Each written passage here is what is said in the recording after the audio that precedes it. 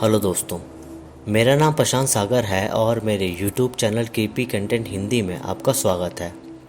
दोस्तों, आज से 10 साल पहले कुछ ऐसी अफवाह उड़ी थी जिसने पूरी दुनिया को हिलाकर रख दिया था। उस समय सारे न्यूज़ चैनल और फेसबुक जैसे सोशल मीडिया पर एक ही बातें हुआ करती थी, जो थी 21 दिसंबर 2012 को ये दुनिया पूरी तरह ख़त्म हो जाएगी। और इस वजह से दुनिया भर के साइंटिस्ट और नासा के लोग इस पर रिसर्च करने लगे थे। कुछ जियोलॉजिस्ट ने एक गुफा को डिस्कवर किया और उसमें उन्होंने देखा कि वहाँ काफ़ी सारे पेंटिंग्स बनी है और काफ़ी सारे सिम्बल्स भी वहाँ हैं। और इन सिम्बल्स को एक सिविलाइजेशन ने बनाया था जिनका नाम था मायंस। मायंस एक पुरानी सिविलाइजेशन थी जिनको यूनिवर्स और टाइम की बहुत अच्छी नॉलेज थी। ये लोग आदिवासी की तरह ही दिखते थे और रहते थे और अंतरिक्ष की पूजा करते थे, और इनके देवता भी स्पेस से रिलेटेड ही होते थे जिनकी ये पूजा करते थे। काफ़ी जियोलॉजिस्ट और साइंटिस्ट ने जब उन पेंटिंग्स और सिम्बल्स की रिसर्च की तो उनको मिला एक कैलेंडर जो कि मायंस ने बनाया था, और उस कैलेंडर में काफ़ी सालों के होने वाले इवेंट्स और डेट्स थी। जब साइंटिस्ट ने और गहराई से इस पर रिसर्च की तो उनको ये रिज़ल्ट सामने आया कि 21 दिसंबर 2012 को पूरी दुनिया ख़त्म हो जाएगी, क्योंकि उस कैलेंडर में 21 दिसंबर 2012 के बाद कोई डेट नहीं थी। इसी टॉपिक को लेकर 2012 मूवी बनी जिसकी स्टोरी मैं आपको इस वीडियो में एक्सप्लेन करूँगा, और ये मूवी दुनिया ख़त्म होने के ऊपर ही रिलेटेड है और इसकी स्टोरी बहुत ही इंटरेस्टिंग है, तो इस वीडियो को एंड तक ज़रूर देखना। 2012 एक 2009 में आई एपिक डिज़ास्टर मूवी है और ये मूवी कोलंबिया पिक्चर्स की तरफ से है। इस मूवी की IMDb रेटिंग 5.8 आउट ऑफ 10 है और इस मूवी के डिज़ास्टर सीन्स वाकई में चौंका देने वाले हैं। सन 2009 American geologist doctor Adrian Hemsley India visit करता है और एस्ट्रोफिजिसिस्ट सतनाम से मिलता है। सतनाम एड्रियन को एक कॉपर माइन में ले जाता है और धरती में बढ़ती हीट की सारी डिटेल्स एड्रियन को दिखाता है और बताता है कि सूरज की बढ़ती गर्मी की वजह से धरती का कोर भी गर्म हो रहा है, जिससे बड़े डिजास्टर्स होने की आशंका है।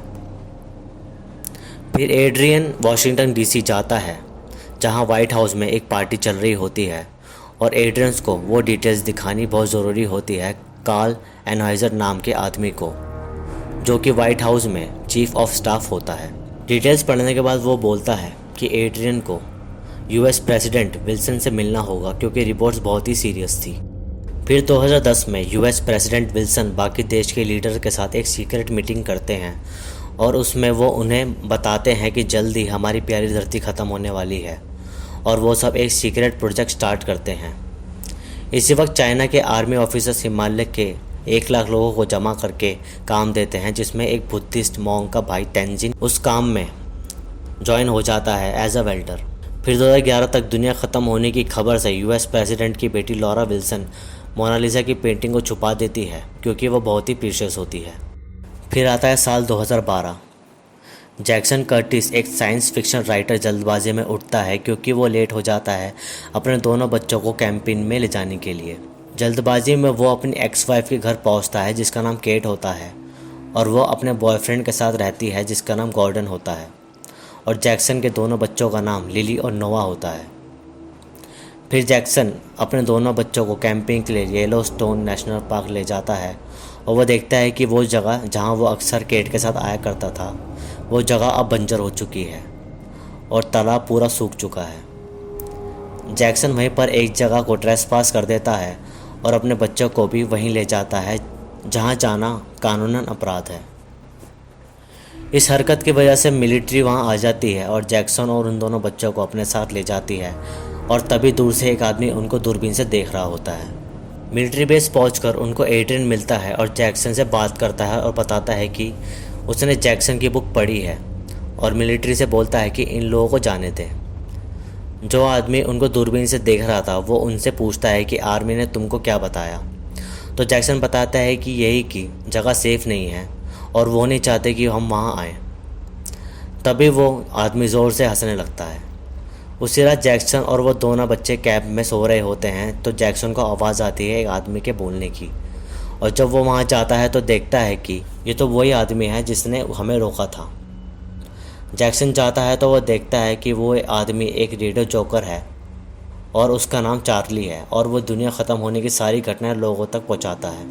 वो ब्रेक के वक्त सारी दुनिया ख़त्म होने की डिटेल्स उसे बताता है और कहता है कि धरती जल्दी ही अपनी डायरेक्शन बदल लेगी और नॉर्थ पोल साउथ पोल खिसक जाएंगे, जिस वजह से बड़े डिज़ास्टर्स आएंगे और सब ख़त्म हो जाएगा। लेकिन जैक्सन उसकी बात पर यकीन नहीं करता और वो वहाँ से चला जाता है। अगले दिन केट और गॉर्डन एक सुपरमार्केट में होते हैं, तभी वहाँ बहुत बुरा भूकंप आ जाता है और केट नोआ को बोलती है कि वो लोग जल्दी घर आ जाएं। अगली सुबह जैक्सन बच्चों को घर ले आता है और काम के लिए निकल जाता है। जैक्सन एक करोड़पति आदमी यूरी का ड्राइवर होता है और वह यूरी के दोनों बेटों को एयरपोर्ट छोड़ने जाता है। तभी कैलिफोर्निया में एक बहुत तगड़ा भूकंप आ जाता है और जैक्सन अपने घर पहुंच के अपने परिवार को लीमो में बचाता है और बचते बचते वो लोग एयरपोर्ट पहुंच जाते हैं और एक प्राइवेट प्लेन में गॉर्डन की मदद से उड़कर बच जाते हैं। प्लेन में जैक्सन केट को चार्ली के बारे में बताता है और वो बोलता है कि चार्ली ने उसे बताया था कि गवर्नमेंट लोगों को बचाने के लिए एक स्पेसशिप तैयार कर रही है और उस स्पेसशिप से जाने के लिए मैप की ज़रूरत है, जो कि चार्ली के पास होता है। फिर वो लोग येलोस्टोन नेशनल पार्क के पास चले जाते हैं और जैक्सन चार्ली की वैनिटी वैन के पास जाता है और वह देखता है कि वैन में कोई नहीं है। तभी वो अपनी बेटी के साथ एक छोटे पहाड़ की चोटी पर जाता है जहाँ चार्ली खड़ा होता है और जैक्सन उसे मैप के बारे में पूछता है। तभी वहाँ एक तेज़ गरजने की आवाज़ आती है और चार्ली जैक्सन को बोलता है कि तुम जाओ, मुझे ये ज्वालामुखी फटते हुए देखना है। जैक्सन और उसकी बेटी वैन में निकल जाते हैं। तभी वहाँ एक बड़ा ज्वालामुखी फटता है और सारा जंगल तबाह हो जाता है और बड़े बड़े धरती के टुकड़े आसमान से उड़कर ज़मीन पर गिरते हैं। लेकिन जैक्सन और लिली बच जाते हैं और जैक्सन को वो मैप मिल जाता है जो उनको उन स्पेसशिप तक पहुँचाएगा। लेकिन वो जगह चाइना में होती है तो उनको बड़े प्लेन की ज़रूरत होती है। फिर वो सब लास वेगास पहुँचते हैं और यूरी से मिलते हैं, जो कि जैक्सन का बॉस होता है, और यूरी के साथ उसके दोनों बेटे, उसकी गर्लफ्रेंड तमारा और पायलट साशा होता है। साशा यूरी को बताता है कि उसे को पायलट चाहिए, तभी वो इतना बड़ा प्लेन उड़ा पाएगा। तभी लिली बोलती है कि गॉर्डन एक पायलट है और फिर वो सभी लोग एक प्लेन में बैठकर उड़ जाते हैं क्योंकि लास वेगास भी ख़त्म होने वाला होता है। इसी बीच यूएस में प्रेसिडेंट एक ऑनलाइन कॉन्फ्रेंस रखते हैं लोगों को सच्चाई बताने के लिए कि अब हम सब ख़त्म होने वाले हैं, और वो उन स्पेसशिप्स में जाने के लिए मना कर देते हैं क्योंकि वो अपनी जनता के साथ इस दुनिया को छोड़ेंगे। एड्रियन और कार्ल प्लेन में चले जाते हैं और चाइना जाने के लिए रवाना हो जाते हैं और साथ में यूएस प्रेसिडेंट की बेटी लॉरा भी उसी प्लेन में होती है। एड्रियन के पापा एक क्रूज शिप में होते हैं जहाँ सुनामी आ जाती है और वो मर जाते हैं। जैक्सन और बाकी के लोग चाइना तक पहुंच जाते हैं, लेकिन इंजन ख़राब हो जाने की वजह से उनको इमरजेंसी लैंडिंग करनी होती है और वो लोग एक कार के सहारे प्लेन से बड़ी मुश्किल से उतर जाते हैं। लेकिन साशा प्लेन को कंट्रोल नहीं कर पाता और उसका प्लेन क्रैश हो जाता है और वो मर जाता है। तभी चाइना आर्मी के लोग वहां आ जाते हैं और यूरी पे ग्रीन कार्ड होने की वजह से यूरी और उसके दोनों बेटों को अपने साथ उन्हीं स्पेसशिप के पास ले जाते हैं और बाकी लोग एक खाली रोड पे चलने लगते हैं। तभी वहाँ एक ट्रक जा रहा होता है जिसे वो भागकर रोकते हैं और उसमें वो मॉन्क होता है जो कि टेंजिन का भाई होता है और साथ में उनकी माँ होती है। फिर वो सभी स्पेसशिप के पास पहुँच जाते हैं, लेकिन टेंजिन उन्हें अंदर ले जाने के लिए मना करता है और बस वो अपने भाई और माँ को ही वहाँ ले जा सकता है। लेकिन काफ़ी रिक्वेस्ट करने के बाद टेंजिन मान जाता है और वो सब एक खुफिया रास्ते से स्पेसशिप में जाते हैं। इसी बीच एड्रियन पर सतनम की कॉल आती है और वो बताता है कि उन्हें लेने कोई नहीं आया और वो गुड बाय बोल देता है और वहाँ सुनामी आ जाती है, जिस वजह से एड्रियन बहुत दुखी होता है। काफ़ी लोगों की भीड़ वहाँ जमा हो जाती है उन स्पेसशिप्स के अंदर आने के लिए, लेकिन वो लोग दरवाज़ा नहीं खोलते क्योंकि कार्ल उन्हें दरवाज़ा खोलने का ऑर्डर नहीं देता। जैक्सन और बाकी के लोग हाइड्रोलिक से निकल रहे होते हैं, तभी दरवाज़ा पूरा बंद होने का ऑर्डर आ जाता है और दरवाजे बंद होने की वजह से हाइड्रोलिक्स चलने लगते हैं और गॉर्डन उन हाइड्रोलिक्स में गिर जाता है, जिस वजह से उसकी मौत हो जाती है और टेंजिन का पैर भी घायल हो जाता है। तभी वहाँ सुनामी आने वाली होती है और एड्रियन सभी लीडर को बोलता है कि हमें इंसानियत के नाते गेट खोल देना चाहिए क्योंकि वो लोग सब मारे जाएंगे।